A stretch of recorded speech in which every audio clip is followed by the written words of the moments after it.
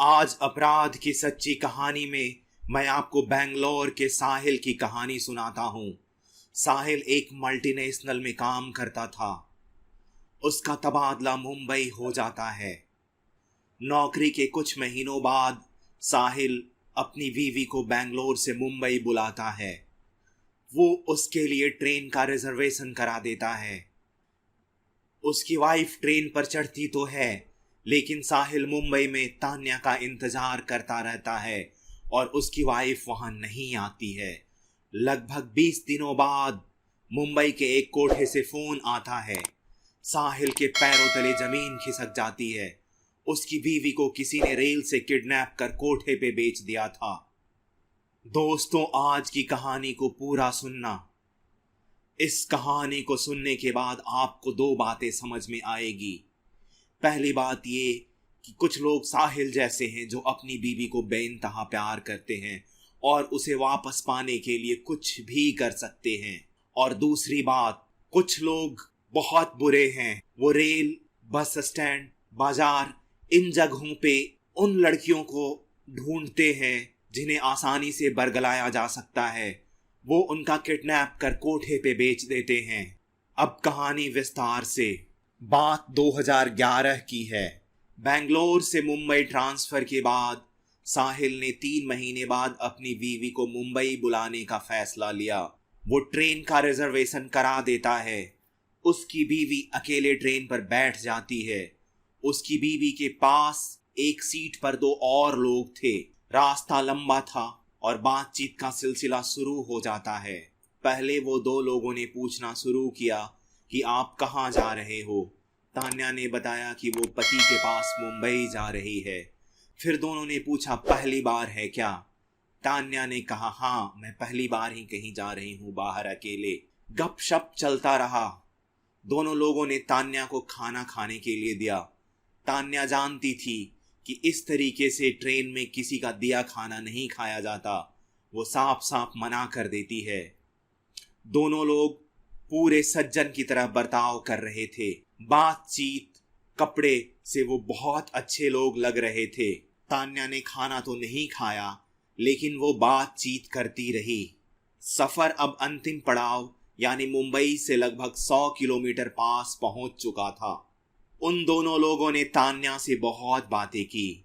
अब वो दोनों कहते हैं कि भाभी जी, आपने खाना तो नहीं खाया, कोई बात नहीं, अरे बस एक चाय तो पी लो, आखिर हम दोनों कितने अच्छे दोस्त हो गए हैं।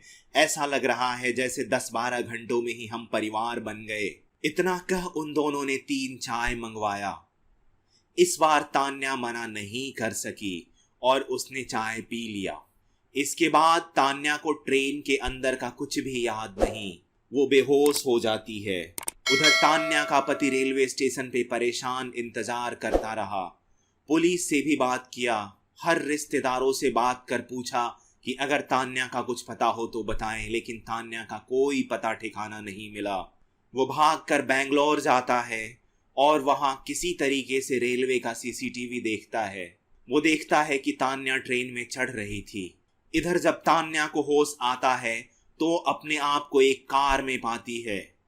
जब उसने पूछा कि आप दोनों कहाँ ले जा रहे हो, तो उसमें से एक आदमी ने तान्या को जोर का थप्पड़ मारा और कहा, चुपचाप बैठे रहो, नहीं तो मैं तुम्हारा बहुत बुरा हश्र करूंगा। वो दोनों तान्या को एक कोठे पे ले जाते हैं। तान्या देखती है कि कोठे की मालकिन इन दोनों आदमी को करीब 45,000 रुपए देता है।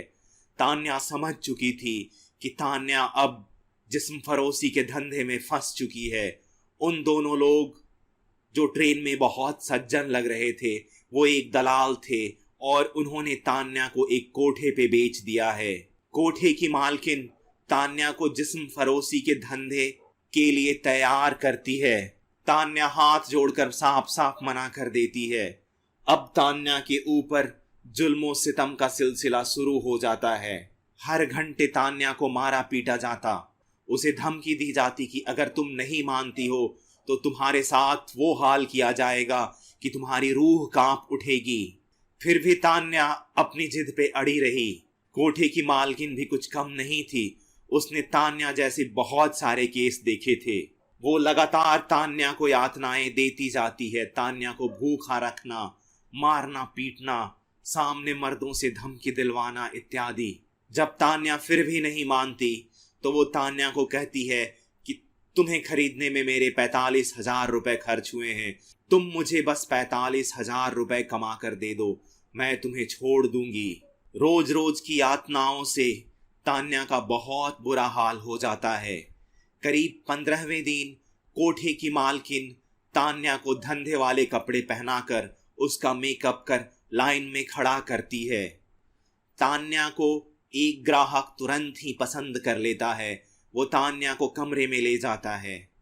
जब वो तान्या का हाथ पकड़ता है तो तान्या फूट फूट कर रोने लगती है, गिड़गिड़ाने लगती है और ये कहती है कि मैं कोई गलत लड़की नहीं हूं, मुझे धोखे से यहां लाकर बेच दिया गया है। वो इंसान जो कोठे पे आया था उसकी इंसानियत मरी नहीं थी। वो तान्या के साथ कुछ नहीं करता और तान्या की बात को वो धैर्य से सुनता है। उसे जब पूरी कहानी समझ में आ जाती है तो वो तान्या को अपना फोन देता है। तान्या तुरंत अपने पति को कॉल करती है। तान्या की आवाज सुनकर उसका पति साहिल चौंक जाता है। तान्या बताती है कि वो अभी एक कोठे पे है। ट्रेन में 2 लोग उससे दोस्ती कर उसे धोखे से बेहोश कर उसका अपहरण कर लिया है और उसे मुंबई के किसी कोठे में बेच दिया है। तान्या कहाँ थी तान्या को पता भी नहीं था और वो फोन पे ये बात बता भी नहीं पाती है। लेकिन वो ग्राहक जो तान्या को कमरे में ले गया था तान्या के पति से बात करता है और वो हर एक बात तान्या के पति साहिल को बताता है जो साहिल जानना चाहता है। साहिल फूट फूट कर रोने लगता है। वो परेशान होता है लेकिन फिर भी वो होश नहीं खोता। पहले वो पुलिस को बताने की सोचता है लेकिन साहिल को ये लगता है कि अगर उसने पुलिस को बताया तो कहीं कोठे वालों को पता चला तो वो उसकी बीवी को कहीं और छिपा देंगे और वो तान्या को ढूंढ नहीं पाएगा। अब साहिल को जब कुछ और समझ नहीं आता तो वो ग्राहक बनकर खुद उस कोठे पे पहुंच जाता है। साहिल जिंदगी में कभी भी किसी रेड लाइट एरिया में नहीं गया था। वो अपनी पत्नी के बारे में सोचकर बहुत दुख में डूब जाता है। वो उस कोठे पे पहुंचकर सारी औरतों को देखने लगता है। वो हर औरतों को रिजेक्ट करता जाता है। तब कोठे की मालकिन उसे एक औरत के पास ले जाती है। साहिल देखता है कि वो औरत कोई और नहीं उसकी पत्नी ही थी। जब तान्या अपने पति साहिल को सामने देखती है तो शर्म से अपना सिर झुका लेती है। साहिल तुरंत ही तान्या को पसंद कर एक कमरे में ले जाता है। कमरा बंद करते ही साहिल अपनी बीवी के गले लग फूट फूट कर रोने लगता है। वो अपनी बीवी को समझाता है कि अरे इसमें तुम्हारी कोई गलती नहीं, तुम अपनी नजर क्यों झुका रही हो, गलती तो उन शैतानों की है जिन्होंने तुम्हें धोखे से यहाँ पे लाकर बेच दिया। जब भावनाओं का सैलाब कमा तो साहिल को ये लगा कि यहाँ से अब निकलें कैसे।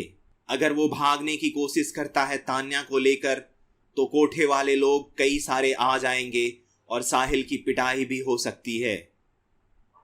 इसके बाद साहिल वहीं से मुंबई पुलिस को फोन करता है। वो हर एक बात बताता है, अपना लोकेशन भी उन्हें बताता है। पुलिस पूरे दल बल के साथ आकर कोठे पर छापा मारती है। एक कमरे में बंद तान्या और साहिल मिल जाते हैं। पुलिस दोनों को बाइज्जत कोठे से बाहर निकालती है। तान्या के साथ वहां करीब 12 और लड़कियां जिन्हें धोखे से बहला फुसलाकर या अपहरण करके लाया गया था वो मिलती हैं। पुलिस उन हर एक लड़कियों को आजाद कर देते हैं जिनके साथ वहां जबरदस्ती या धोखे से लाया गया था।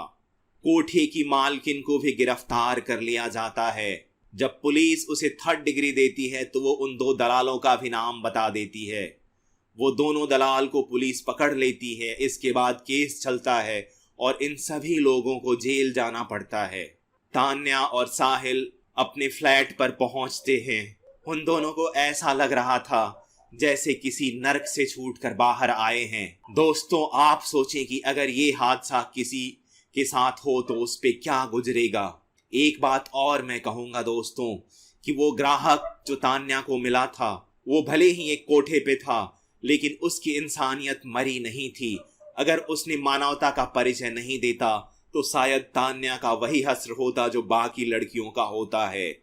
मैं उस ग्राहक, तान्या के पति और मुंबई पुलिस को सैल्यूट करता हूं कि उन्होंने अपना धर्म निभाया। साहिल ने अपने पति होने का धर्म निभाया, पुलिस ने अपने पुलिस का और उस ग्राहक ने इंसानियत का।